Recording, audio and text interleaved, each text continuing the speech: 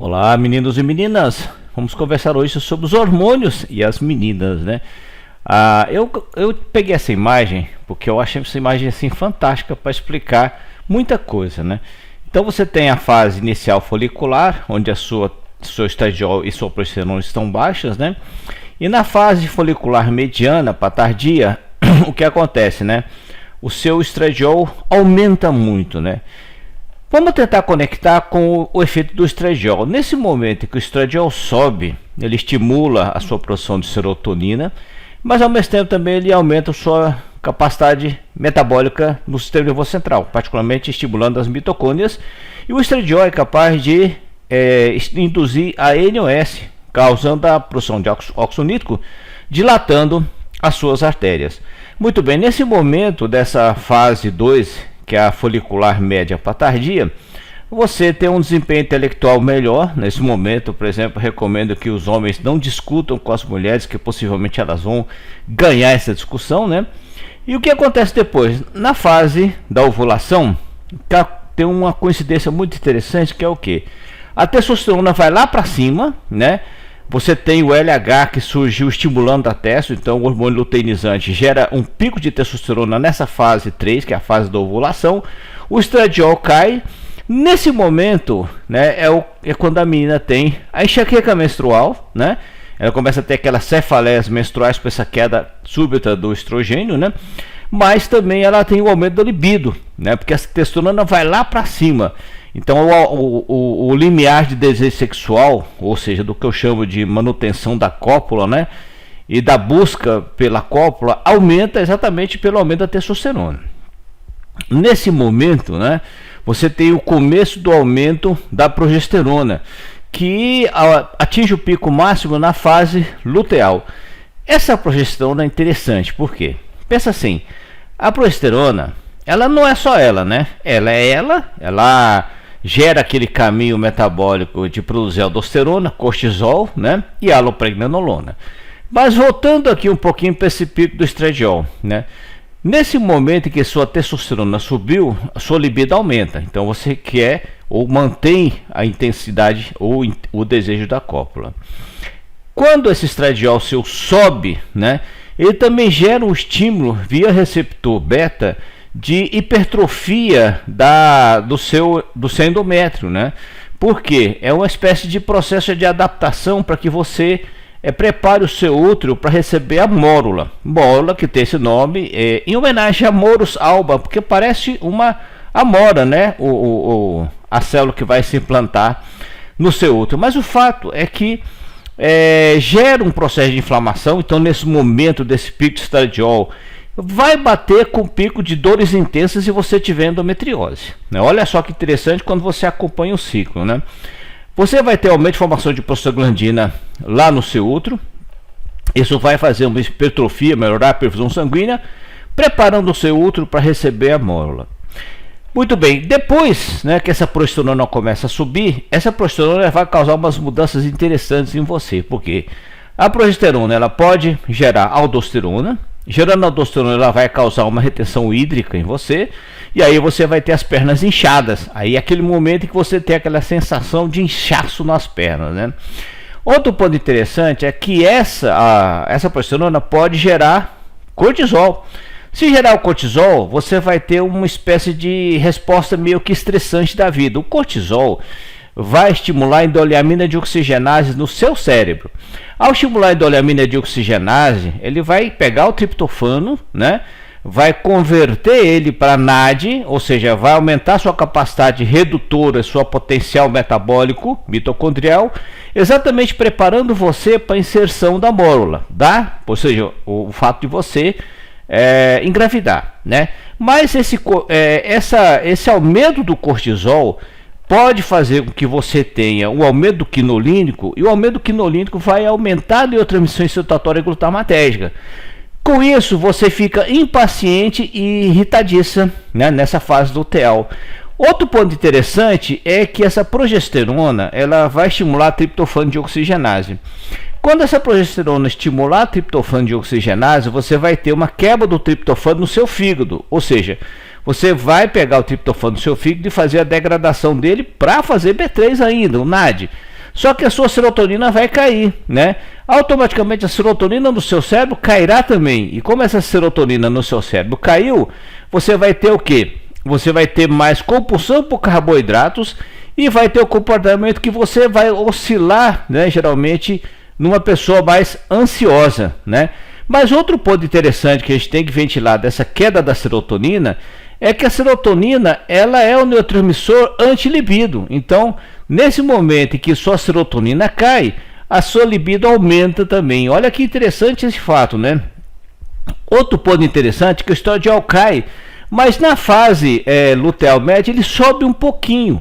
Esse fato dele subir um pouquinho nesse momento vai aumentar a sua produção de óxido nítrico, principalmente na região genital, né?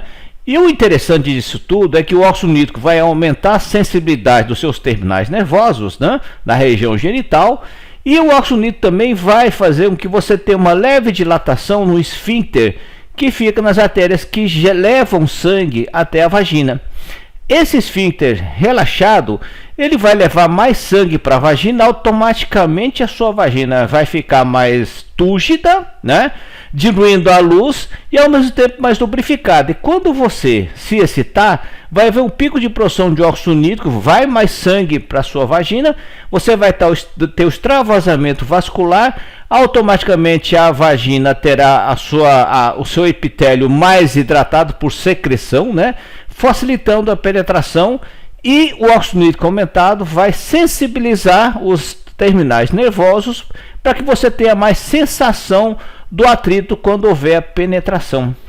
De forma interessante, esse sistema é um sistema que muda seu comportamento, mas ao mesmo tempo te prepara, né, para uma fase de fertilidade. E tem tudo a ver a lógica, né? A lógica ela é linda e maravilhosa. Você altera seu comportamento nessa fase, né, onde você tem essa alteração hormonal se aproximando sob a fase luteal, você vai ter o que a gente chama de sintomas de tensão pré-menstrual, serotonina baixa, compulsão por carboidrato, glutamato alto, agressividade, depressão talvez, o cortisol alto, um comportamento mais de pessoa estressada, e você vive esse momento. Só que a alteração dos hormônios também vai gerar um reflexo da diminuição de cálcio intracelular, assim como magnésio. Então, por mais que você tenha ingestão de cálcio e magnésio normal nesse período, você vai ter uma depressão do cálcio e do magnésio intracelular. Por isso que você, repondo eles com vitamina D, você melhora os sintomas de tensão pré-menstrual. Olha que coisa interessante, né? Então, esse sistema todo, ele te prepara psicologicamente, assim como fisicamente, para ser uma pessoa fértil, que é o que acontece com vocês. A cada mês ou cada 28 dias você vai lá e ovula, e tem toda essa alteração metabólica que eu falei para vocês agora, tentando justificar inclusive a mudança do seu comportamento, né? Sim, nós dependemos muito desses hormônios para o nosso comportamento. Esse pico de testosterona que tem na fase 3, que é a fase ovulatória, poucos artigos mostram esse pico. Eu separei esse artigo que ele mostra esse pico porque realmente é um pico muito elevado de testosterona nesse momento. Quando você fizer um exame e bater com essa testosterona altíssima, o estradiol também alto e a progesterona tentando subir, pode saber que você está exatamente na fase ovulatória. A progesterona vai aumentar a sua taxa metabólica basal, isso por efeito do estímulo mitocondrial, e a sua temperatura basal vai aumentar. Por isso que a gente sabe que a menina está fértil, porque a temperatura corporal dela aumenta um pouquinho, não é aquela coisa fantástica, e nós usamos medir a temperatura entre as mamas, né, exatamente para saber se você está ou não nesse período fértil. Então isso explica essa onda hormonal, né, essa mudança de hormônios, explica a enxaqueca menstrual, o aumento da libido na fase 3, o aumento da progesterona na fase luteal, explica porque sua serotonina cai, o seu glutamato aumenta, porque você fica estressado, deprimido e com compulsão por carboidratos. Ou seja, tudo isso é justificável pela sua oscilação hormonal. Então essa é a explicação que eu encontro mais interessante, né? Há uma tendência nessa fase a sua epsidina também aumentar durante essa fase, né, essa fase luteal, né? E a epsidina é um marcador inflamatório que reflete o processo inflamatório induzido pelo próprio estradiol, o 17-beta-estradiol, mas também a epsidina inibe a ferroportina, né? Automaticamente a transição de ferro pelo seu corpo ela é inibida, mantendo o seu estoque de ferro constante, diminuindo inclusive a absorção, mas diminuindo a transição do ferro no seu organismo. A inflamação começa exatamente logo depois do pico que você tem de estradiol, preparando você exatamente para a hiperproliferação do seu endométrio para você receber o ovo fecundado, né? O óvulo fecundado, que é o ovo. E outro ponto importante que nós devemos levar em consideração, tanto em homens quanto em meninas, né, é que o começo da produção de hormônios esteroidais começa na mitocôndria. Você tem a sua mitocôndria que pega o seu colesterol e transforma em pregnenolona. Então, quando você tem disfunção mitocondrial, começa a pensar assim, poxa, a pessoa que tem disfunção mitocondrial, e ter disfunção mitocondrial é muito comum, por exemplo, num diabético, é muito comum no paciente que tem deficiência de alguns nutrientes, pode acontecer de você ter uma resistência à insulina, né? E aí você tem essa alteração metabólica e você vai ter uma diminuição da produção de pregnenolona automaticamente daí para frente, que é a produção de andrógenos, estrógenos, glicocorticoides e mineralocorticoides e vitamina D serão comprometidos. Mas a vitamina D é outro caminho metabólico, mas também é comprometido. Durante esse caminho todo, né, você tem uma diminuição de andrógeno, de estrógeno, glicocorticoides e mineralocorticoides, porque você pode ter uma disfunção mitocondrial. Então, corrigir a disfunção mitocondrial é importante para que tanto o menino quanto a menina produzam normalmente a pregnenolona, que é o início da produção dos hormônios baseados do anel ciclopentanol peridrofenanteno, que é o nome do anel do colesterol, né? Mas outro ponto importante é que existe um sistema chamado intracrinologia, ou seja, esses hormônios são liberados, né, nas glândulas ou na adrenal e você pode metabolizar perifericamente. Então você pega uma testosterona e converte para estradiol. Você pega uma androstenediona, converte para estrona, né? E você pode pegar uma testosterona e converter para DHT. Isso acontece aonde? A nível periférico, na célula. O interessante é que muitas vezes essa aromatase, né, a aromatase que é uma enzima P450, ela está aumentada e converte sua testosterona para estradiol. Outro ponto interessante é que o que aumenta a atividade da aromatase? Você tem toda essa alteração, né, um contato com xenoestrógeno, resistência à insulina, sua insulina sobe. Você começa a fazer o que? Ativa a aromatase. Essa aromatase hiperativada vai diminuir sua testosterona e aumentar a sua estradiol. Eu acredito que é por isso que o pessoal, as meninas, né, que estão usando os análises GIP e GLP-1 perdem peso rapidamente, a testosterona sobe. Por quê? Porque a conversão periférica via aromatase cai, né? Outro ponto interessante é que a insulina, que aumenta em você por resistência à insulina, né? Ou aumenta exatamente pela liberação pela glicose que você ingere em excesso na sua dieta, ela pode estimular o LH, né? Ela vai lá no seu hipotálamo, estimula o seu LH, e o aumento desse LH vai aumentar a sua testosterona. E o dado interessante é que essa insulina, ao mesmo tempo que aumenta a sua testosterona, também aumenta a aromatase, aumentando o seu estradiol. Caracteristicamente, o que vai acontecer com você? Seu SHBG vai subir, né? Mostrando que o estradiol seu subiu. Então, se você tiver a insulina aumentada e o SHBG aumentado, é porque você está convertendo via intracrinologia essa testosterona que você está produzindo por aumento de LH que foi aumentado pela insulina, você está fazendo o próprio estradiol no seu organismo, né? Olha que interessante. Outro ponto importante é o estresse oxidativo. Você tem aquele caminho, você pega a testosterona, converte para estradiol, converte para estrona, converte para DHT, né? Essa imagem, por sinal, não está certa, né? Porque aqui você tem o E2 é o estradiol, não é a estrona. O E1 que é a estrona, né? Então essa imagem, apesar de uma revista fantasticamente boa, ela está errada. Às vezes eu vejo isso, né, e falo sempre para os meus alunos, pessoal, ali não é estrona, ali é estradiol. A testosterona via aromatase P450 é convertida para estradiol. A androstenediona é convertida para estrona e a enzima é a mesma, é aromatase P450. E olha que interessante que sob estresse oxidativo, esses hormônios, principalmente os derivados do estradiol, eles vão gerar quinonas do estradiol, né? Quinonas do estradiol que são cancerígenas, né? Aí você vai fazer o que? A partir do seu próprio estradiol gerado em você, não um exógeno, não por suplementação, você vai gerar uma molécula cancerígena que vai fazer adultos com o seu DNA. E é lógico que você pode metabolizar pelo caminho certo, por exemplo, pela catecolamina da ortometiltransferase, metilando o anel-catecol do seu estradiol.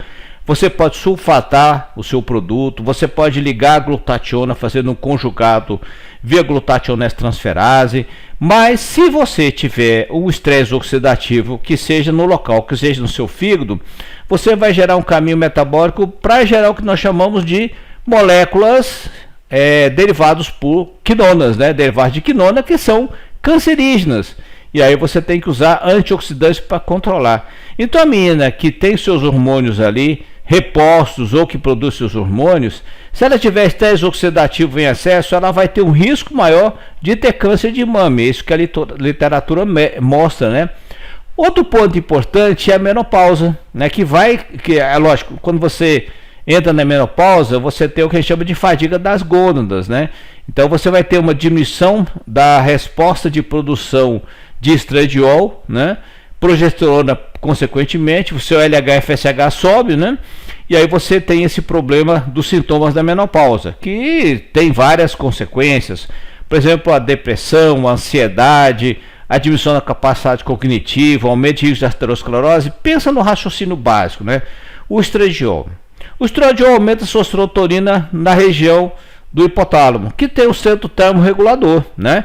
Quando o estradiol cai, a sua capacidade de regular a sua temperatura diminui pelo centro termorregulador, mas o estradiol também estimula a ENOS, a óxido de sintetase endotelial, que dilata suas artérias, facilitando a perda de calor. Quando esse estradiol cai, você tem dois motivos para reter calor no seu corpo, que é a alteração do controle central, mas ao mesmo tempo a dilatação da sua artéria superficial, né? Mas como o estradiol também estimula a função mitocondrial, você diminui a bioenergética cerebral. Aí você tem menos produção de ATP. Soma isso ao fato do estradiol também diminui a produção de óxido nítrico nas artérias que irrigam o cérebro, diminui a perfusão sanguínea e o seu cérebro vai entrar numa semi-hipóxia. Não vou dizer uma hipóxia total, é como se você estivesse desenvolvendo uma espécie de disfunção cognitiva por disfunção endotelial, ou seja, meio que uma isquêmica, né? E ao mesmo tempo disfunção metabólica, uma disfunção mitocondrial, né? Isso é interessante porque isso justifica os efeitos do produto, né? Outro dado interessante com relação a isso é o efeito do estradiol na pele. Eu sempre falo que o estradiol é o anabolizante do fibroblasto, do queratinócito e do melanócito, né? E aí você tem o que, né? Uma diminuição de produção de matriz extracelular, aumentando as suas rugas. Mas por outro lado, você também tem a questão do estradiol, que estimula a produção de glicogênio nas células do epitélio vaginal. Como você tem abaixo do estradiol, você vai produzir menos glicogênio nas células epiteliais da sua vagina, né? E o que o glicogênio na célula epitelial da sua vagina faz? O que é importante, né? É importante exatamente para as bactérias comerem esse glicogênio, que é o prebiótico das bactérias da sua vagina, que vai fazer a fermentação, acidificar a sua vagina com ácido lático e vai fazer a proteção contra, por exemplo, vaginose bacteriana ou mesmo candidíase vaginal. Mas também, por outro lado, esse estradiol que dilata, né, as suas artérias que irrigam a vagina, que geram aquela irrigação, ao mesmo tempo propicia a colonização bacteriana prebiótica da vagina. Como vai ter menos irrigação sanguínea, a tendência é ficar com a vagina seca, né? E ao copular com a vagina ressecada, você vai ter a dor à penetração, que nós chamamos de dispareunia. Mas o estradiol também é um anabolizante do osso, assim como a própria progesterona tem um efeito, assim como a testosterona também, né? E aí, como ele é o estimulante não só do osteócito, osteoblasto, mas também do condrócito, do condroblasto, o risco de você ter uma osteoporose ou uma osteoartrite é maior, né? E aí você tem todo aquele desequilíbrio metabólico baseado nessa oscilação, principalmente do estrogênio, né? Representando o que? O aumento de patologias. Mas voltando, quando na fase você está na linha de produção de estrogênio normal, né? você pode ter uma intracrinologia aumentada, convertendo mais testosterona para estradiol. E se isso acontecer, por exemplo, se você tem adiposo subcutâneo, você pode desenvolver celulite, né? Por quê? Porque o estradiol também causa aquela fibrose na trabécula de colágeno que sustenta a sua pele ligada às camadas mais profundas, fazendo uma contração. Como o próprio estradiol estimula, né, o anabolismo dos adipócitos subcutâneos, você vai ter um aumento do adipócito subcutâneo com a fixação da trabécula encurtada, e aí você vê aquela aparência externa como se fosse uma casca de laranja, daquela bem cascuda mesmo, né? Outro ponto importante é que esse aumento do estradiol a nível do tecido perivenular ou perilinfático vai gerar um processo inflamatório. E esse processo inflamatório e a hipertrofia do tecido adiposo nessa região vai gerar o quê? A inflamação vai degradar de forma lenta as trabéculas que inibem a reperfusão do sangue, porque o sangue venoso ele sobe, mas quando ele vai voltar, quando não tem a contração, a sístole, você tem trabéculas que seguram esse retorno, por isso que você não desenvolve varizes logo no início da sua vida. Como essas trabéculas sofrem uma degradação com o tempo, pela inflamação, né, causada pela hipertrofia do tecido adiposo perivenular ou perilinfático, você desenvolve o que nós chamamos de retorno venoso alterado, com a espécie de regurgitamento do sangue, veias varicosas e lipedema. Então você desenvolve lipedema e linfedema por essa alteração metabólica. Lembrando que o responsável, nesse caso, não é a produção do hormônio na gônada, é a intracrinologia que principalmente converte o hormônio que você produziu na adrenal. A adrenopausa ela começa mais cedo, mas ela mantém uma queda menos gradativa. E aí, com o tempo, o envelhecimento, a inflamação, a resistência à insulina, o estresse, nós tendemos a fazer uma compensação desses hormônios que você produz menos na gônada, usando a adrenal como fonte. Estudos sugerem, né, que no tecido periférico, depois da menopausa, 70% do estradiol produzido ali pela intracrinologia vem da adrenal, não vem da gônada, né? Ou seja, a mudança é bastante complexa. Então o fato é que existem patologias associadas à desregulação hormonal. O ovário policístico é uma muito importante, né, que é o hiperandrogenismo, causado pela desregulação dos neurotransmissores glutamatérgicos do hipotálamo, levando ao aumento de LH. Você tem o linfedema, que eu já expliquei como funciona, a celulite e o lipedema também. A tensão pré-menstrual, que é associada àquela desregulação do pico de hormônios, particularmente a progesterona, é que vai deixar você mais deprimida, mais ansiosa, com compulsão por carboidrato. Os derivados da progesterona também. Você terá uma disfunção do sistema nervoso central, que pode ser uma depressão, né? A depressão pós-parto, a enxaqueca pré-menstrual. E depois da menopausa, quando seu nível hormonal cai absurdamente, né, você vai ter a menopausa e as suas consequências, que eu comentei sobre esse tema agora há pouco. Então essa desregulação hormonal ela pode ser trabalhada durante o período da vida.